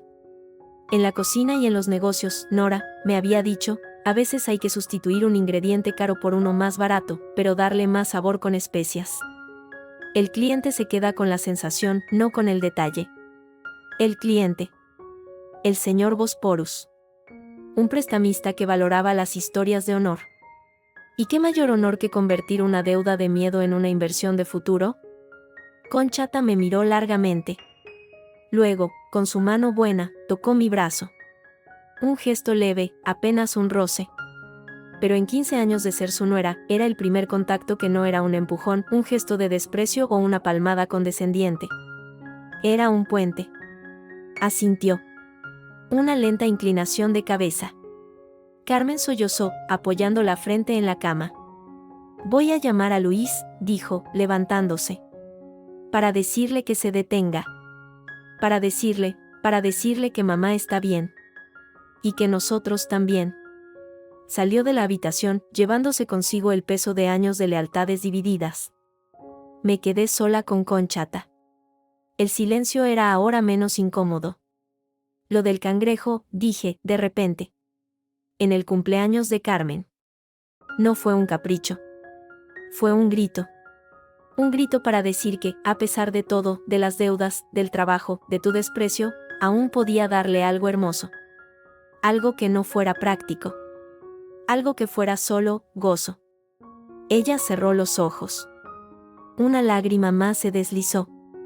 Luego, con un esfuerzo visible, formó una palabra con sus labios paralizados. No salió sonido, pero pude leerla en sus labios.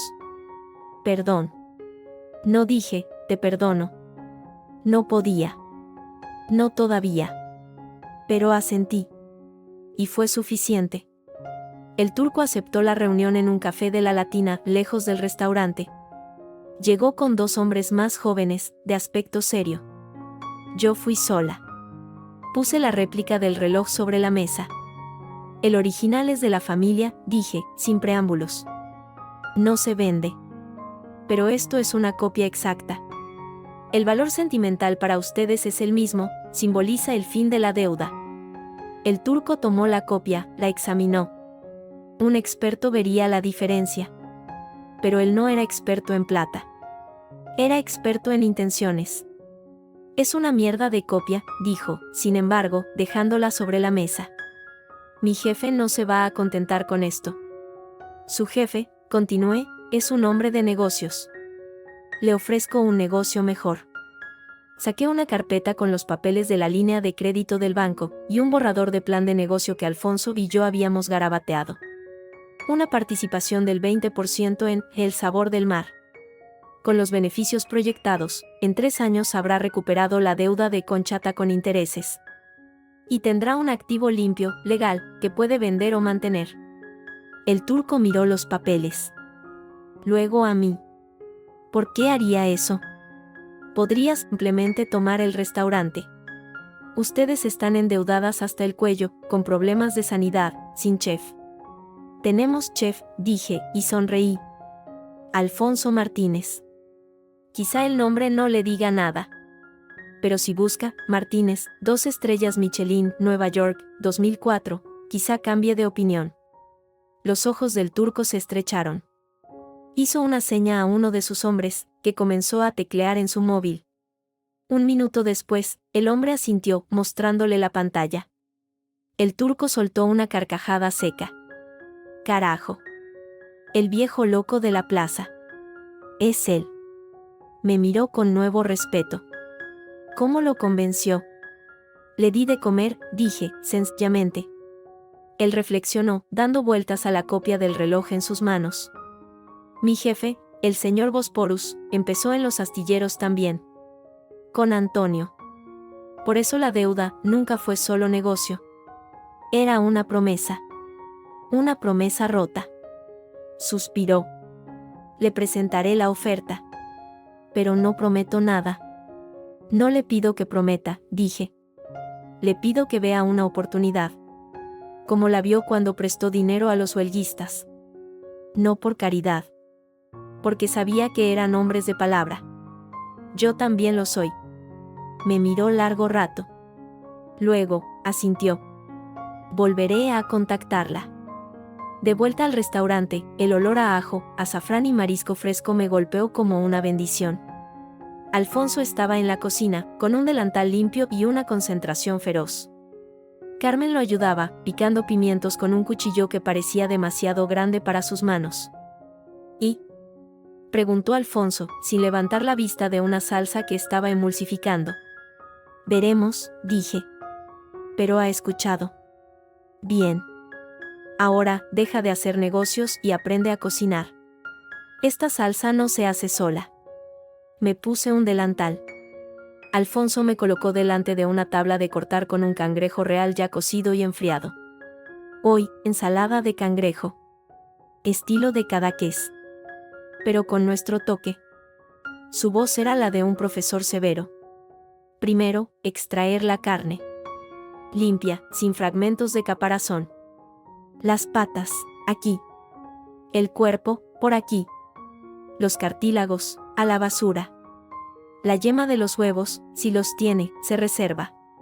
Es oro. Trabajé en silencio, siguiendo sus instrucciones. La carne salía en trozos perfectos, blancos y rosados. Carmen preparaba la base, lechuga hoja de roble, aguacate en dados, tomates cherries partidos por la mitad.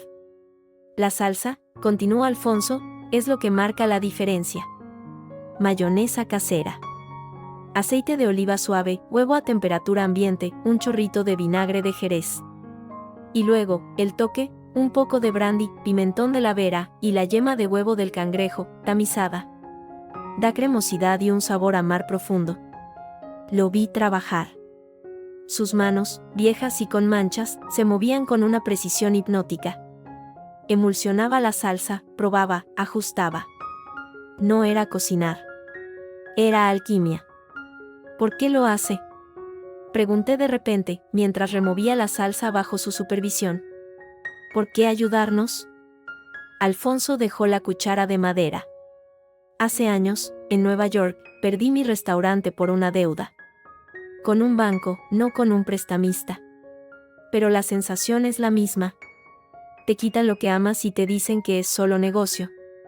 Miró alrededor de la cocina, aún pobre, pero llena de potencial. Ustedes luchan. Contra la familia, contra los bancos, contra el miedo. Yo ya no lucho. Pero puedo prestarles mis armas. Mis cuchillos. Mis recetas. Es mi manera de seguir en la batalla.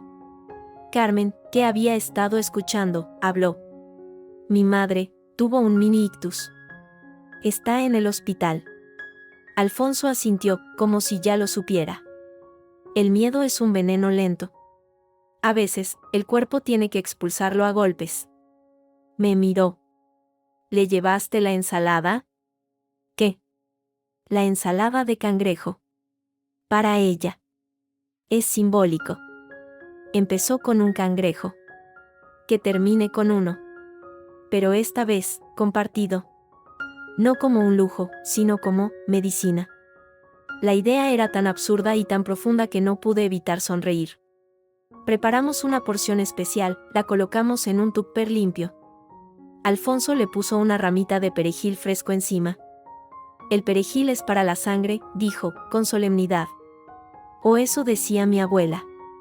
Volví al hospital al atardecer. Conchata dormía. Dejé el tupper en su mesita, con una nota, para cuando tenga hambre. Hecha por el chef del restaurante. Y por mí. Me senté a su lado, en la penumbra. Fuera, Madrid se encendía.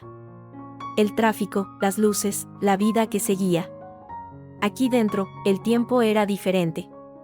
Más lento. Más perdonador. De repente, su mano buena se movió. Buscó la mía. Sus dedos, fríos y delgados, se cerraron alrededor de los míos. No dijo nada. No podía. Pero el apretón fue fuerte. Claro. Y en ese momento, comprendí que las guerras no se ganan con grandes batallas. Se ganan con treguas pequeñas. Con una salsa bien hecha. Con un reloj falso que simboliza un perdón verdadero. Con una mano que se estrecha en la oscuridad, admitiendo, por fin, que el otro también tiene miedo. Salí del hospital sintiéndome más ligera. No porque hubiera ganado, sino porque, por primera vez, no estaba sola en el campo de batalla. Tenía a Carmen. Tenía a un chef loco y sabio. Tenía, quizá, a una suegra que ya no era mi enemiga. Y tenía un cangrejo real, convertido en ensalada, esperando a ser probado. Al cruzar la plaza, vi a el turco apoyado en su coche. Me hizo un gesto con la cabeza. Me acerqué. Mi jefe acepta, dijo, sin preámbulos. 20%. Pero quiere una silla en el consejo. Metafóricamente hablando. Quiere informes trimestrales. No habrá consejo, dije. Pero puede venir a comer cuando quiera. Y le enseñaré los libros. Los reales. El turco sonrió, por primera vez, una sonrisa que casi llegaba a sus ojos. Le caes bien, Nora. Tienes cojones. A mi jefe le gusta eso. Encendió un cigarrillo. Ahora, una cosa. El chef. Alfonso. ¿Está limpio? ¿Limpio? Sin problemas con la ley. Sin deudas que puedan saltar. Porque si vamos a invertir, no queremos sorpresas. Está limpio, dije, con más seguridad de la que sentía. Solo está perdido. Como todos nosotros. El turco asintió. Bien. Los papeles los traeré mañana. Firma, y la deuda de Conchata se convierte en inversión. Y oye, añadió, bajando la voz. Cuida de esa mujer. Mi jefe tenía un hermano en los astilleros. Con Antonio. Dice que era un buen hombre. Conchata hizo lo que pudo. Se dio la vuelta y se marchó, dejando una estela de humo y una promesa extraña, casi humana, en el aire frío de la noche. Al llegar a la esquina, miré hacia atrás, hacia la ventana iluminada de la habitación de Conchata. Allí arriba, una mujer rota empezaba quizá a reconstruirse.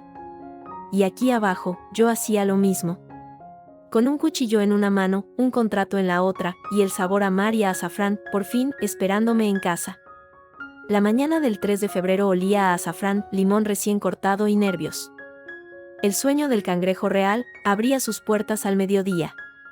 No era el viejo sabor del mar. Era algo nuevo. El rótulo, de hierro forjado y letras azules, brillaba bajo un sol inusualmente cálido para febrero. Dentro, Alfonso dirigía la cocina con la serenidad de un general veterano.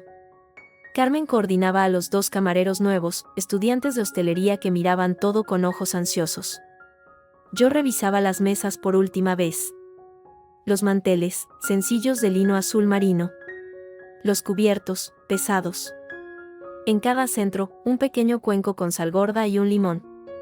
Todo listo, dijo Carmen, acercándose. Me tomó la mano. ¿Nervios?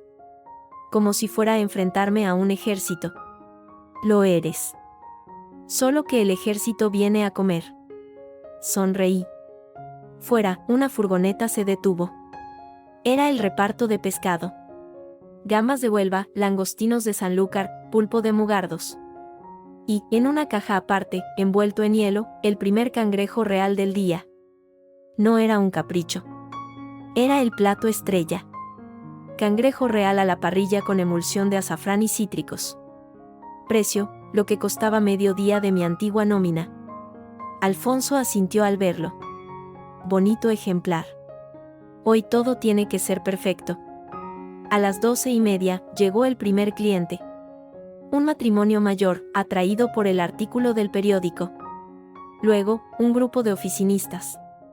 A la 1, el local estaba medio lleno.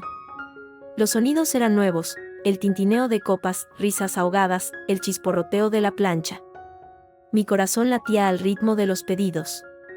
Entonces, la puerta se abrió. Luis entró, solo. Llevaba un traje oscuro, pero sin corbata. Parecía cansado. Se quedó un momento en el umbral, mirando el local renovado. Carmen lo vio y se tensó. Yo me acerqué. Luis. No esperaba. No vengo a armar escándalo, dijo, con voz queda. Vengo a pedir disculpas. Y a traer esto.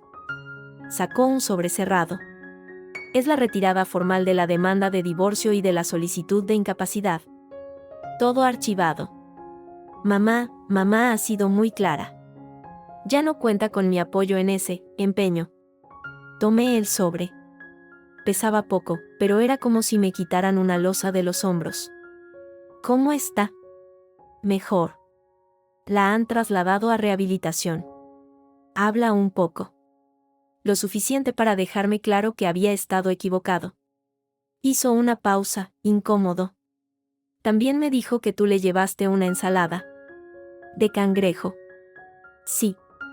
Se la comió toda. Dijo que tenía un sabor a libertad. Luis esbozó una sonrisa triste. Nunca la había oído hablar así.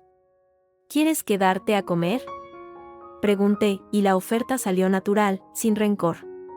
Él negó con la cabeza. Otro día. Hoy solo quería arreglar esto.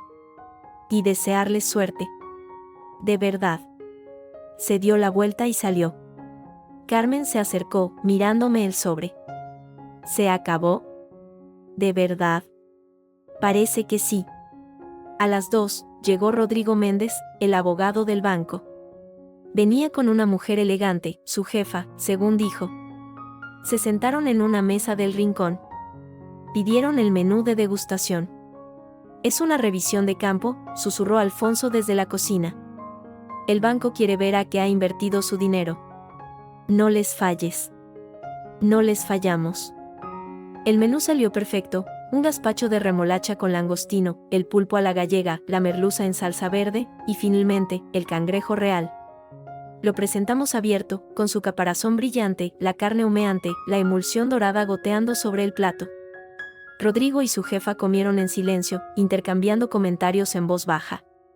Al final, él me hizo un gesto discreto con el pulgar arriba. Su jefa se acercó a la barra. Señora Delgado. Un restaurante con potencial. La línea de crédito está en buenas manos. Esperamos el primer informe trimestral. Se fue, dejando su tarjeta sobre la barra. No era la de Rodrigo. Era la de la directora de desarrollo de pymes del banco. A las 4, el último cliente se fue. Habíamos vendido 12 menús y 3 cangrejos reales. El saldo de la caja registradora era un número que no me atrevía a creer. Buen trabajo, dijo Alfonso, colgando su delantal. Mañana, más. Mientras limpiábamos, sonó el teléfono del local. Era la enfermera de rehabilitación. Conchata quería hablar con Carmen. Mi esposa cogió el teléfono. Escuchó. Sus ojos se llenaron de lágrimas, pero esta vez, eran de alegría. Dice que el médico le ha permitido un gusto. Quiere que le llevemos mañana el plato del cangrejo. Dice que quiere probarlo, aquí. Sentada a una mesa. Como una clienta más. Alfonso sonrió, satisfecho. Pues mañana le preparamos el mejor. El de la casa. Un año después. El frío de febrero volvía a azotar Madrid, pero dentro de el sueño del cangrejo real, el calor era de fogones y éxito. Habíamos ampliado, comprando el local contiguo. Ahora teníamos 30 mesas y una lista de espera para cenar los fines de semana. Esa noche era especial. No para los clientes.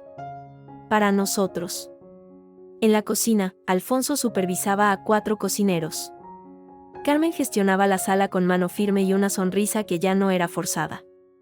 Y yo, ante una tabla de madera, con un cuchillo especial en la mano, preparaba el cangrejo real número 1000. Lo había marcado en un cuaderno. El primero fue el de mi cumpleaños, el que desató la tormenta. El número 500 fue el que servimos el día que Conchata vino a comer, caminando con bastón pero con la cabeza alta. Y el 1000, era para nosotros. Listo, dijo Alfonso, a mi lado. Recuerda. Por la articulación. Con seguridad. El cangrejo, ya cocido, tenía un caparazón de un violeta intenso. Apoyé el cuchillo. Presioné. La concha se dio con un crujido satisfactorio. La carne, blanca y firme, salió entera. Perfecto, murmuró Alfonso. Ya puedes hacerlo con los ojos cerrados. Sonreí. No podía hacerlo con los ojos cerrados. Cada cangrejo era distinto. Cada uno representaba un día de lucha, un problema resuelto, un cliente satisfecho, una deuda pagada.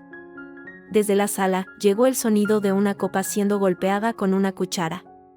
Era Carmen. Todos, los camareros, los cocineros, incluso el friegaplatos, se reunieron en el umbral de la cocina. Hoy es un día especial, dijo Carmen, con voz clara. No solo porque cumplimos un año desde la reapertura. sino porque hoy hemos servido nuestro cangrejo real número 1000. Me miró, con orgullo. Y porque hoy hemos firmado el contrato para el segundo local. En Chamberí. Un aplauso estalló. Sonrojada, agradecí con la cabeza. Esto no es solo mío, dije. Es de todos. De Carmen, que aguantó el temporal. De Alfonso, que nos enseñó a navegar. De Pablo, hice una pausa. Pablo había reaparecido meses atrás, pidiendo perdón, y ahora trabajaba como repartidor para un proveedor nuestro. De todos los que creyeron que un sueño podía empezar con un capricho y terminar siendo esto. Alfonso puso una mano en mi hombro. El discurso está bien. Pero la cena se enfría. A trabajar. La risa llenó la cocina. Volvimos a nuestros puestos. Yo seguí desmenuzando la carne del cangrejo 1000. Esta no era para un cliente. Iba a ser nuestra cena. La de la familia. Más tarde, sentados alrededor de una mesa en el rincón de los empleados, comimos. Estaba Conchata, con su bastón apoyado en la silla, disfrutando de una lubina al horno con verduras. El médico le prohibió las grasas.